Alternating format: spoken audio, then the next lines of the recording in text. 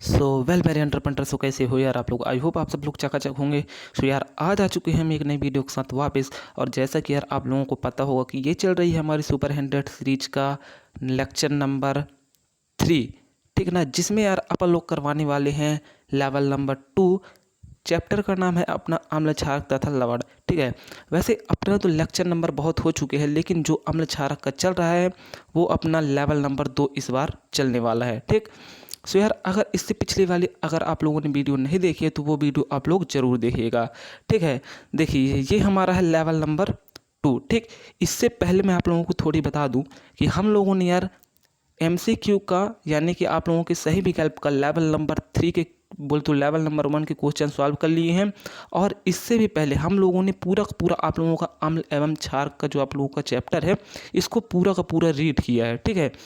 और आज हमारा लेक्चर नंबर होने वाला है, मतलब लेक्चर का लेवल नंबर होने वाला है 2, जिसमें यार हम लोग आप लोगों को करवाने वाले हैं PYQ यानी कि जो पिछले साल के आप लोगों के क्वेश्चन आए थे 2024 में। और साथ ही साथ आप लोगों को कुछ सही विकल्प भी करवाएंगे जो कि हमारे द्वारा आपको प्रोवाइड करवाया जाएगा, ठीक है। इसके बाद यार मैं आप लोगों को बता दूं कि हमारा लेवल नंबर 3 आएगा और उसके बाद फिर ये चैप्टर आप लोगों का समाप्त हो जाएगा, ठीक है। करवाएंगे 2023 के क्वेश्चन और क्या होगा इसके साथ आप लोगों का पूरा पूरा चैप्टर फिनिश हो जाएगा। और मैं बता रहा हूँ यार कि अगर आप लोग ये जितने लेक्चर हैं हम लोगों के, यानी कि इस चैप्टर के लगभग 5 लेक्चर हो चुके हैं, पूरा पूरा अगर आप लोग लेक्चर कंप्लीट कर लेते हैं तो इससे बाहर आप लोगों का क्वेश्चन कहीं भी नहीं आएगा, ठीक। सो चलिए अब हम आते हैं अपने टॉपिक पर। हाँ चलिए देखिए यार ये हमारा है क्या, ये देख सकते हैं ये अपना है अम्ल क्षार के एवं लवण जो कि है आप लोगों का चैप्टर नंबर 2। और हम लोग super 100 level MCQ level number 2 करने वाले हैं आज। मैं आप लोगों को बता दूं बच्चों कि यार अगर आप लोगों ने पिछली वीडियो नहीं देखी है तो उनको ज़रूर से ज़रूर देखिएगा, क्योंकि यार उसमें पूरा का पूरा इस चैप्टर का निचोड़ है। उसके बाद अभी तो हम ओनली MCQ कर रहे हैं, इससे पहले हम लोगों ने यार बहुत कुछ किया है।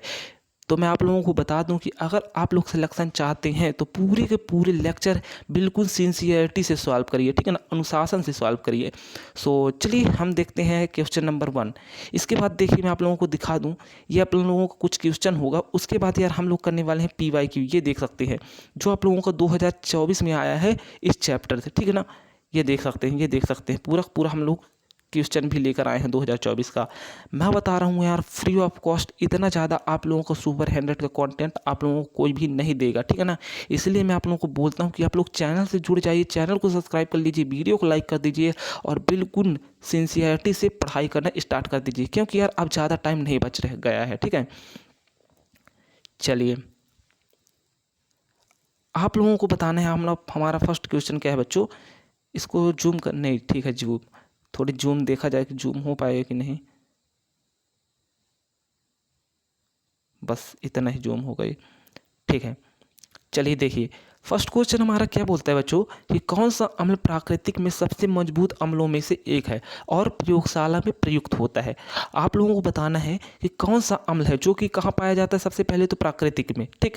और उसके बाद उसका उपयोग कहाँ किया जाता है, प्रयोगशाला में अर्थात आपके लैब में।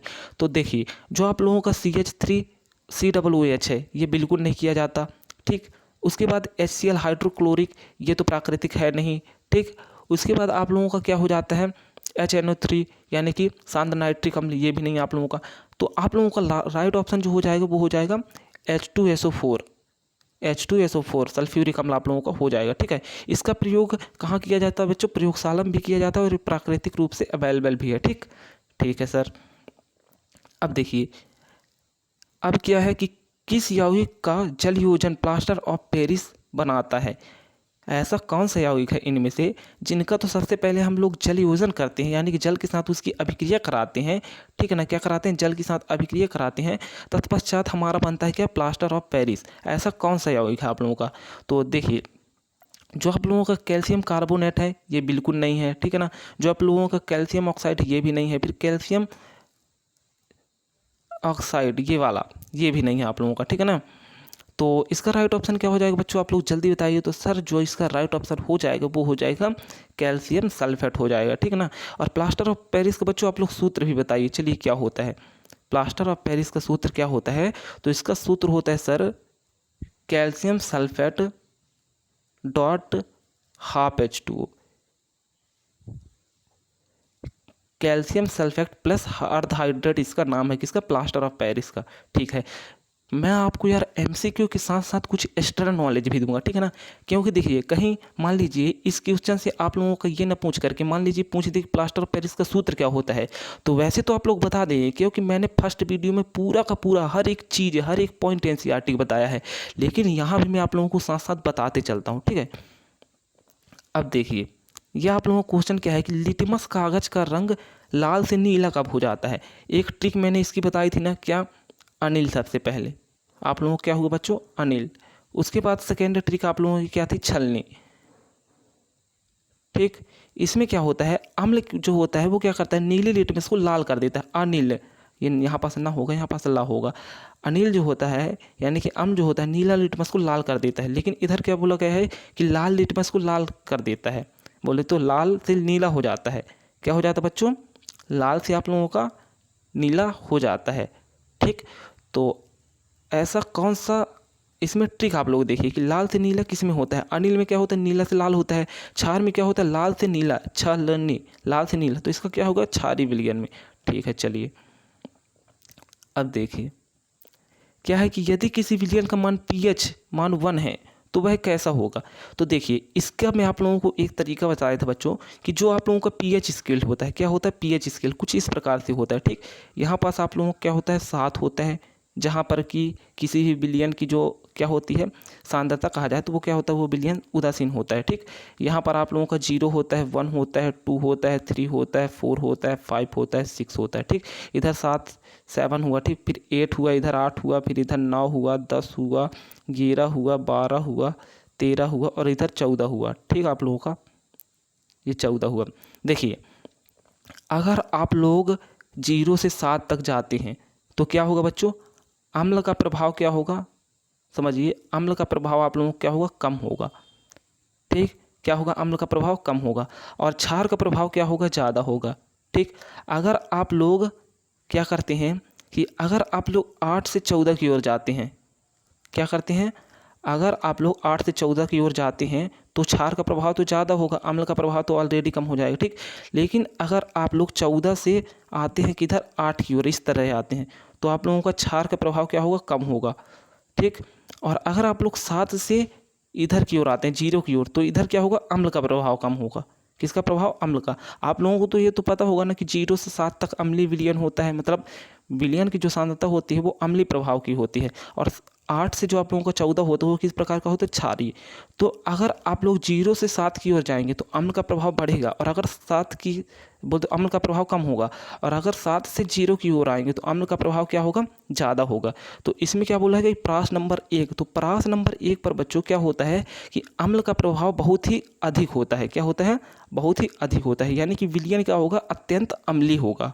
ठीक, तो आप लोगों का राइट ऑप्शन क्या हो जाएगा, अत्यंत अम्लीय। ठीक है, चलिए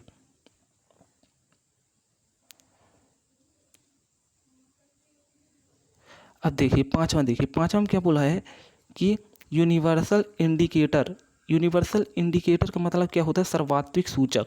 क्या होता है, सर्वात्विक सूचक किसके लिए प्रयोग किया जाता है, तो आप लोगों को पता होगा बच्चों कि इसका pH मान जानने के लिए। ठीक,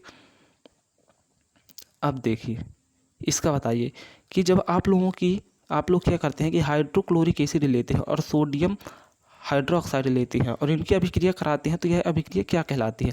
सिंपल सा है इसका, आप लोग क्या लिए बच्चों, हाइड्रोक्लोरिक एसिड, उसके बाद क्या लिए, सोडियम NaOH लिए, इनकी आप लोग अभिक्रिया करा दीजिए। तो इसका सिंपल सा आंसर क्या हो जाएगा बच्चों आप लोगों का कि जो आप लोगों का ये होगा Na होगा ये Cl के साथ, और ये देखिए ये NaCl बना लेगा इधर से, और इधर से ये जल बन जाएगा H2O। ठीक, तो आप लोगों का ये जो विलयन बना NaCl का ये कैसा है, उदासीन, और ये जो आप लोगों की अभिक्रिया है ये क्या होगी, उदासीनीकरण अभिक्रिया। ठीक है, आप लोग अब 7वां देखिए। हम लोग थोड़ी अब अपनी स्पीड बढ़ाएंगे बच्चों, ठीक है ना, क्योंकि वीडियो ज़्यादा लंबी हो जाती है, फिर आप लोग कहते हैं सर वीडियो कुछ ज़्यादा ही लंबी हो गई। तो हम लोग ऐसा नहीं करेंगे, हम लोग सही टाइम पर पूरे पूरे क्वेश्चन सॉल्व करेंगे। ठीक, किस प्राकृतिक सूचक का उपयोग लाल गोभी के रस में किया जाता है, तो ये तो बहुत ही ईजी है, चलिए बताइए। तो 7वां का आप लोगों को आंसर बताना है बच्चों, जल्दी बताइए। तो मतलब ये किस प्रकार का सूचक होता है, तो प्राकृतिक सूचक होता है।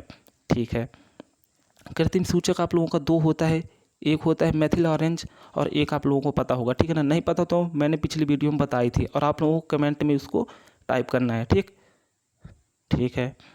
अब देखिए ये वेरी इंपॉर्टेंट है, मैंने आप लोगों को कई सारे मतलब कई सारे यौगिक या तो फिर कहा जाए तो प्राकृतिक सूचक का नाम बताया था और उनके अम्ल का पीएच मान भी आप लोगों को बताया था और ये बताया था कि उनमें किस प्रकार का अम्ल पाया जाता है, जो कि मेरी नेक्स्ट वीडियो थी, मतलब कि पिछली वीडियो थी। तो अगर आप लोग उनको नहीं देखे तो ज़रूर देखिएगा। तो अगर आप लोग उनको देख कर आते हैं ना बच्चों, तो ये क्वेश्चन आप लोगों को लल्लू पंजू लगेगी, ठीक है, आप लोग ऐसे सॉल्व कर दोगे इनको। ठीक है, चलिए सर, तो इसका आप लोग आंसर बताइए। तो देखिए 8वां को जो बच्चों आप लोगों का आंसर होगा वो होगा सिट्रिक अम्ल पाया जाता है नींबू में। ठीक, अब देखिए सोडियम हाइड्रोजन कार्बोनेट को गर्म करने पर कौन सा गैस बनता है, इसका भी मैंने आप लोगों को इसकी पूरी पूरी रिएक्शन बताई थी। तो कौन सा गैस बनता है, कार्बन डाइऑक्साइड। इसका यार मैंने माइंड मैप दिया था। अगर आपको इस मतलब पिछली वीडियो की पीडीएफ भी चाहिए तो टेलीग्राम अगर आप लोग ज्वाइन किए होंगे तो वहाँ से आप लोगों को पीडीएफ भी मिल सकती है। ठीक है, अब देखिए कौन सा लवण एसिड बेस नहीं बनाता है, आप लोगों को बताना है। ये पूरे पूरे लवण दिए हुए हैं, आपको बताना है कि कौन सा लवण जो है वो एसिड बेस नहीं बनाता है। तो ये तो आप लोग देखिए NaCl की अभिक्रिया आप किसी से भी करवा सकते हैं, ठीक है, इसकी भी करवा सकते हैं, इसकी भी, लेकिन CH4 आप लोगों का अकेला हो जाता है। ठीक, एक प्रकार इसको आप लोग एक प्रकार से इस प्रकार से भी समझ सकते हैं कि देखिए जब इसकी अभिक्रिया हुई तो ये दो भाग हो दो, मतलब ये आयन में टूट जाएगा, Na+Cl-, ये भी टूट जाएगा आयन में, ये भी टूट जाएगा आयन में, Na+ और NO3- ये बना लेगा, लेकिन CH4 आयन में नहीं टूटेगा, यानी कि ये रिएक्शन नहीं कर पाएगा। तो आप लोगों का राइट ऑप्शन क्या हो जाएगा, डी नंबर। ठीक है, अब आपको क्या बताना है कि यदि कोई अम्ल धातु कार्बोनेट के साथ अभिक्रिया कराता है तो कौन सी गैस बनती है। अम्ल लेना है आपको, धातु कार्बोनेट लेना है आप लोगों को। ठीक, यानी कि आप लोग धातु कार्बोनेट में सोडियम कार्बोनेट भी ले सकते हैं, ठीक है ना, कि अभिक्रिया कराते हैं तो कौन सी गैस आप लोगों की बनती है, ये आप लोगों को बताना है। अम्ल ले लीजिए आप लोग, HCl ले लीजिए। तो आप लोगों को बस इसमें बताना है कि कौन सी गैस बनेगी, तो आप लोग बता सकते हैं ना कि कौन सी गैस बनेगी। तो इसका मैं आप लोगों को राइट ऑप्शन बता दूं तो इसका राइट ऑप्शन हो जाएगी कार्बन डाइऑक्साइड आप लोगों की गैस बन जाएगी। ठीक, चलिए देखिए किस सूचक का उपयोग आइसक्रीम टेस्टिंग में नहीं किया जाता है, किसमें, आइसक्रीम टेस्टिंग में नहीं किया जाता है, इसका आप लोगों को आंसर बताना है। तो इसका राइट ऑप्शन हो जाएगा आपका थायोसाइनेट। ठीक, ये क्वेश्चन थोड़ी अच्छे लेवल का है। देखिए जो क्वेश्चन बच्चों आप लोगों से नहीं बनते हैं ना, उनका आप लोग नोट्स बनाइए, एक मतलब नोट्स कॉपी बनाइए, उसमें जो क्वेश्चन आपसे नहीं बनते उनको लिखिए और उनका मैं जो ना आंसर बताता हूँ उनको भी लिखिए। और जब आप लोगों का एग्ज़ाम होगा तो बस आप लोगों को लास्ट टाइम उसको रिवाइज़ करना है। ठीक है, देखिए जिप्सम का रासायनिक नाम है, जिप्सम का रासायनिक नाम हम लोगों ने देख लिया था, क्या होता है बताइए जल्दी। तो क्या होता है, कैल्शियम सल्फेट प्लस अर्धाइड्रेट, क्या होता है, CaSO4 डॉट हाफ H2O, यहाँ पास 1/2 लगा लीजिएगा आप। ठीक, देखिए क्या होता है कि जब हम लोग क्या करते हैं बच्चों, हम लोग जब कैल्शियम सल्फेट की अभिक्रिया कराते हैं, ठीक है ना, तो हमको क्या बन प्राप्त होता है, जलयोजन कराते हैं, मतलब जल के साथ इसकी अभिक्रिया कराते हैं किसी की, कैल्शियम सल्फेट की। तो हमको क्या मिलता है, कैल्शियम सल्फेट प्लस अर्धहाइड्रेट, यानी कि इसको क्या बोलते हैं, जिप्सम भी बोलते हैं। ठीक, ठीक है, देखिए क्वेश्चन बस यहाँ से क्वेश्चन आधा पार्ट उठाया कहीं और फेंका, कहीं का और उठाया कहीं और जोड़ा, इस प्रकार के क्वेश्चन पूछे जाते हैं बच्चों। देखिए 14 नंबर क्वेश्चन में क्या बोला गया है कि एंटासिड कैसे कार्य करता है, इसका आंसर आप लोगों को बताना है। तो ये इजी है कि एंटासिड जो आप लोग होता है शरीर में पीएच को क्या करता है, बढ़ाता है। ठीक है, अब देखिए 15 आप लोग बताइए, 15 का आंसर, एसिटिक एसिड और सोडियम बाइकार्बोनेट की प्रतिक्रिया से कौन सी गैस उत्पन्न होती है। इसका सबसे पहले तो यार आप लोगों को लिखना है, इसका नाम लिखना है, इसका भी नाम लिखना है, फिर इनकी रिएक्शन करवानी है, तब आपको पता चलेगा कि कौन सी गैस बनती है। ठीक, तो इसका राइट ऑप्शन क्या हो जाएगा, कार्बन डाइऑक्साइड। ठीक है,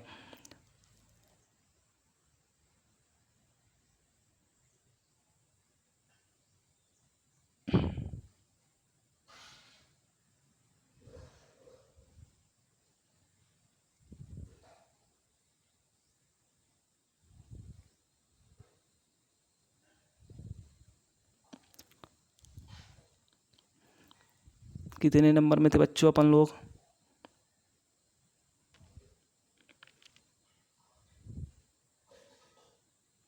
अच्छा अपन लोग यहाँ थे, हाँ।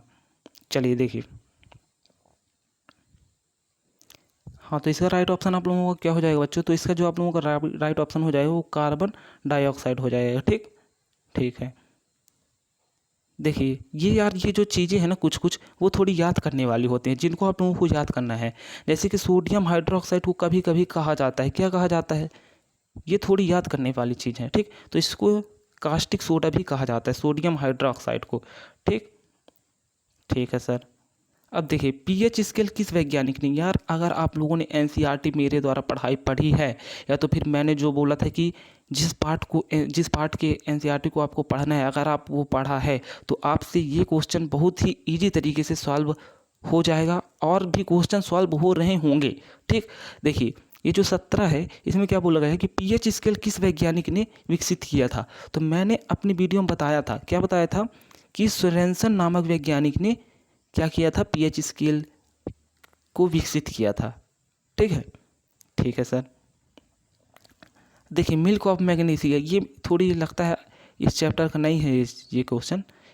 इसमें क्या बोलोगे, मिल्क ऑफ मैग्नीशिया, नहीं नहीं इसी चैप्टर का बच्चों। मिल्क ऑफ मैग्नीशिया क्या करता है आप लोगों को बताना है। तो इसका राइट ऑप्शन हो जाएगा कि अम्लीयता को घटाता है। ठीक, देखिए थोड़ी इंग्लिश वाला क्वेश्चन आ गया है, लेकिन कोई बात नहीं, हमारे बच्चे सब जानते हैं। इसमें क्या बोला गया है कि which of the following is used to test acetic soil. आप लोगों को इसका राइट ऑप्शन बताना है। तो इसका राइट ऑप्शन हो जाएगा बच्चों कैल्शियम ऑक्साइड, यानी कि इसको लाइम भी बोलते हैं। ठीक, 20 देखिए, इसके बाद फिर हम PYQ करते हैं कि कौन सा पदार्थ पानी के साथ अभिक्रिया करके बहुत अधिक ऊष्मा उत्पन्न करता है, इसमें से आप लोगों को बताना है। तो 20 का जो आप लोगों का बच्चों राइट ऑप्शन हो जाएगा वो क्या हो जाएगा, कैल्शियम ऑक्साइड आप लोगों का राइट ऑप्शन हो जाएगा। ठीक, चलिए अब देखिए, अब मेन क्वेश्चन आए ना बच्चा, मेन क्वेश्चन आया। अब आप लोग ये भी मिलाते जाइएगा कि मैं जो पढ़ाता हूँ क्या उसमें से कुछ आता है कि नहीं। आप पावर देखिए वे टू स्टडी पॉइंट के। ठीक, ठीक है। देखिए बस क्वेश्चन मैंने बोला ना थोड़ी मॉडिफाई करके आएगा, लेकिन पूरा पूरा क्वेश्चन वही रहेगा। देखिए जैसे इसमें क्या बोला गया है कि शुक्र ग्रह के वायुमंडल में पाए जाने वाला अम्ल है। इसको मैंने आप लोगों को कहाँ बताया था बच्चों, पिछली वीडियो में। अपने जो बच्चे पढ़े होंगे उनको पता होगा, एनसीईआरटी जब मैंने रीड करवाई थी आप लोगों को अपने नोट से, उसमें बताया था। और जस्ट अभी भी इसका क्वेश्चन करवाया है। जो इसका बच्चों आप लोगों का राइट ऑप्शन हो जाएगा वो हो जाएगा आप लोगों का H2SO4। अब देखिए यही वाला क्वेश्चन मैंने कहाँ करवाया था, ये देख सकते हैं, यहाँ करवाया था। इसमें क्या बोला गया था कि कौन सा अम्ल प्राकृतिक में सबसे मजबूत अम्लों में से एक है। तो यही बात, इसका आंसर भी क्या था, H2SO4 था। ठीक, और यहाँ जो अपना आंसर है इसका आंसर भी H2SO4 है। बस क्वेश्चन मॉडिफाई किया गया है। आप लोगों को पता है यार कि जो सबसे प्रबल अम्ल होता है वो तो किसी ग्रह में ही हो सकता है। ठीक, यहाँ भी इसका आंसर H2SO4 है। तो बस अगर देखिए, जैसे अगर आप लोग उसको सॉल्व किए हैं तो आपके दिमाग में थोड़ी आ जाएगा। ठीक, और बाकी तो यार मैंने एनसीईआरटी में शुक्र ग्रह के बारे में भी चर्चा की थी थोड़ी बहुत। ठीक, अब देखिए इसको तो बताया ही है कि सिट्रिक अम्ल का प्राकृतिक स्रोत है नींबू, बता ही दिया था आप लोगों को। ठीक, और उदासीनीकरण अभिक्रिया है। आप लोग इसका राइट ऑप्शन बताइए। चलिए, तो इसका जो आप लोगों का बच्चा राइट ऑप्शन हो जाएगा वो हो जाएगा A नंबर की, अम्ल क्षार अभिक्रिया करके लवण और जल बनाते हैं। ठीक, चलिए अब देखिए मानव शरीर में पीएच की परास होती है। देखिए आप लोग वो मत समझ लीजिएगा कि 5.6 वाला, ठीक है ना, मतलब कि जो मानव के उदार में रहता है वो नहीं है। इधर मानव शरीर की बात की गई है, मानव शरीर के उदार की बात नहीं की गई है, मानव शरीर की बात की गई है। तो इसका राइट ऑप्शन बच्चों आप लोगों का हो जाएगा C नंबर। ठीक है ना, 6 से 6.8 लगभग ये 7 के होता है। ठीक, लेकिन आप लोगों को 7 से, देखिए ये वाला ऑप्शन राइट हो सकता रहा, लेकिन इधर 7 से 8 बोल दिया है। लगभग कितना होता है, 7 होता है, तो 6 से अपन लोग 6.8 समझ सकते हैं। ठीक, अब देखिए क्लोरीन क्षार प्रक्रिया में क्लोरो का अर्थ क्या है, क्लोरो का अर्थ सर क्लोरीन है। ठीक, ठीक है। अब देखिए शुष्क बुझी हुई चूने पर क्लोरीन की अभिक्रिया कराने पर प्राप्त होने वाला यौगिक है। तो देखिए शुष्क बूझा चूना का फॉर्मूला क्या होता है, कैल्शियम हाइड्रा OH का होल टॉइज। ठीक, इसकी अभिक्रिया आप लोग क्लोरीन के साथ करा देती हैं, तो आपका क्या बनता है बच्चों, कैल्शियम ऑक्सीक्लोराइड का होल ट्वाइस बन जाता है आप लोगों को, ठीक। तो इसको हम लोग क्या बोलते हैं बच्चों, इसको हम लोग बोलते हैं, क्या बोलते हैं, ब्लीचिंग पाउडर बोलते हैं। तो राइट ऑप्शन आप लोगों को क्या हो जाएगा, सी हो जाएगा, ठीक है। अब देखिए, मनुष्य के जठर में उत्पन्न होने वाला अम्ल कौन सा है। तो ये तो बहुत ही ईजी है, ये तो आप लोगों को पता होगा बच्चा, कि क्या होता है, हाइड्रोक्लोरिक अम्ल यानी कि HCl होता है। लेवल नंबर 1, मतलब कि जो हम लोगों ने लेवल नंबर 1 में क्वेश्चन सॉल्व किए थे उसमें ये वाला क्वेश्चन अपना था, ठीक। 28 देखिए, 28 में क्या बोला गया है कि कोई विलियन नीले लिटमस को लाल कर देता है, इसका पीएच क्या होगा। तो कोई विलियन बच्चों नीले लिटमस को लाल कर देता है तो वो क्या होगा, अम्ल होगा। अम्ल का pH 1 क्या होता है, 7 से कम। ऑप्शन में 7 से कम कौन है, बी नंबर। तो राइट ऑप्शन क्या हो जाएगा, बी। सो चलिए यार, आज अपना लेवल नंबर 2 भी कंप्लीट हुआ, जिसमें हम लोगों ने सबसे पहले तो 20 सही विकल्प सॉल्व किए जो कि मेरे द्वारा बनाए गए थे, ठीक है ना। और 10 बोले तो 8 जो आप लोगों का था वो था क्या, PYQ, जो कि पिछले साल आप लोगों से पूछा गया था, ठीक है ना। कौन सी ईयर में बच्चों, 2024 से। सो चलिए, आज आप लोगों का लेवल नंबर 2 भी कंप्लीट हुआ।